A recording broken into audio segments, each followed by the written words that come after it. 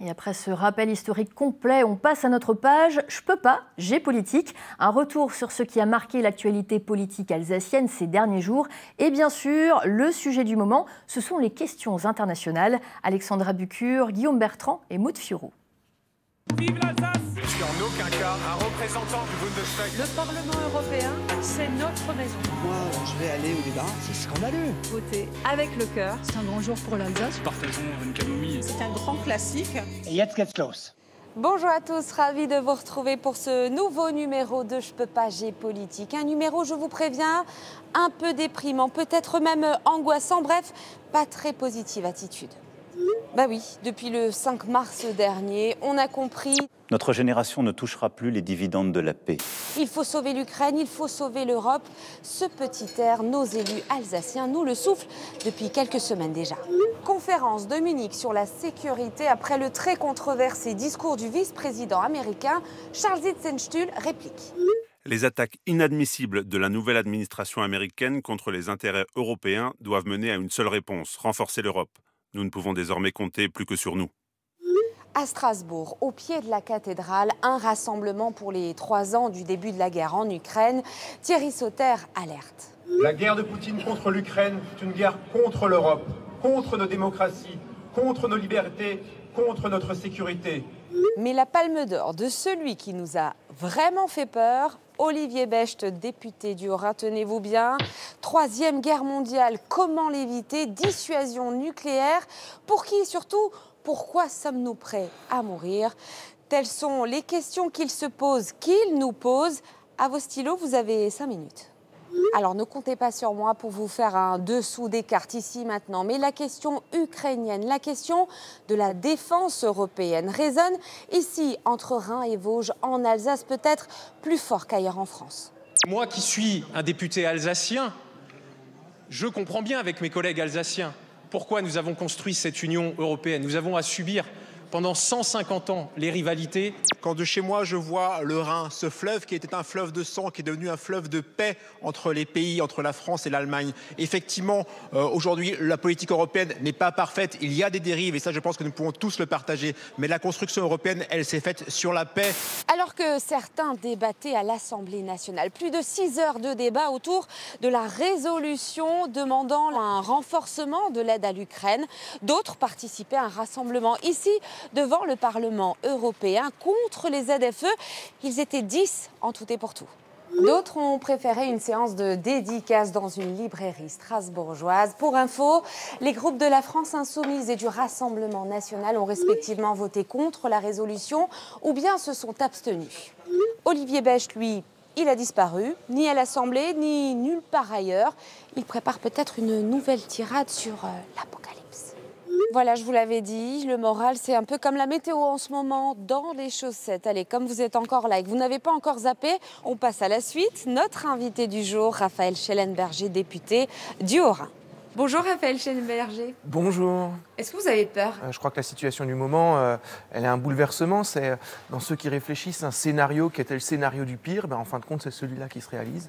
Donc on l'avait sûrement dans un coin de la tête, on refusait de le voir. Maintenant, il faut faire face, il faut se mobiliser. Raphaël Schellenberger, vous êtes plutôt en ce moment hémicycle ou buvette de l'hémicycle?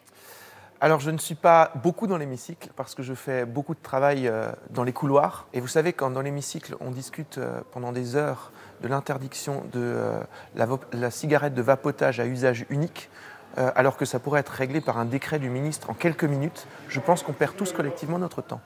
Mais vous êtes encore LR? Alors, je suis encore adhérent au parti LR, mais je ne siège pas dans le groupe LR à l'Assemblée nationale. Je ne crois pas beaucoup en Laurent Wauquiez. Il a peut-être des ambitions personnelles. Les miennes sont d'abord collectives. Le nucléaire, presque une obsession? Les opposants au nucléaire trouvent que je suis obsédé du nucléaire. Ils le sont sûrement plus que moi. Je suis le député de Fessenheim. Je me suis battu contre la fermeture de cette centrale. J'ai voulu comprendre le dossier, comprendre tous les enjeux. Et donc, de cette façon-là, je suis devenu un des, si ce n'est le spécialiste du Parlement de ces questions-là. Mais je suis convaincu que c'est une solution pour la souveraineté de notre pays. C'est pour ça que je le défends avec autant de conviction. Alors, vous préférez les tumultes du Palais Bourbon ou le ronflement de l'hémicycle de la CEA? Oh là là, c'est dur comme question. Moi, je fais de la politique pour défendre mes idées. Alors oui, ça fait beaucoup de bruit à l'Assemblée nationale, mais dans le fond, on vote des lois, on vote des contraintes, on vote des impôts. Encore heureux que ça ne se fasse pas de façon très calme. Je ne suis pas élu pour lever la main, je suis élu pour me battre pour mes convictions, pour les défendre, pour les partager. Raphaël Schellenberger, votre cœur balance entre Bruno Retailleau ou Laurent Wauquiez? Ouais, je vous ai dit tout à l'heure que, avant tout, moi, en politique, ce qui compte, c'est la sincérité. Je ne partage pas toutes les options de Bruno Retailleau d'un point de vue politique, mais je sais que c'est un homme sincère. Maire de Wattwiller ou ministre? Écoutez, il y a des choses qu'on ne prévoit pas. Un apéro avec Michel Lutz ou Fabien Jourdan? Avec Fabien, on prend régulièrement le café d'ailleurs, plutôt le matin tôt. À la foire au vin de Colmar, vous êtes plutôt cabaret alsacien ou hall 6? Ça dépend du moment de la soirée. En fin de soirée, ce sera le hall 6 quand même. On en vient à notre petit récap, l'actualité politique, il ne fallait pas rater. Il dégaine plus vite que son ombre. À peine l'allocution du président terminée, Franck Leroy, à la tête de la région, envoie, tel un rafale, son communiqué de presse. La région Grand Est sera au rendez-vous de l'histoire. Mais quand il s'agit de l'expliquer, c'est l'omerta. Interdiction d'évoquer le sujet. Franck Leroy aurait-il mis l'écharpe avant les bœufs? Le conseiller régional RN, Christian Zimmermann, fanfaronne sur les réseaux.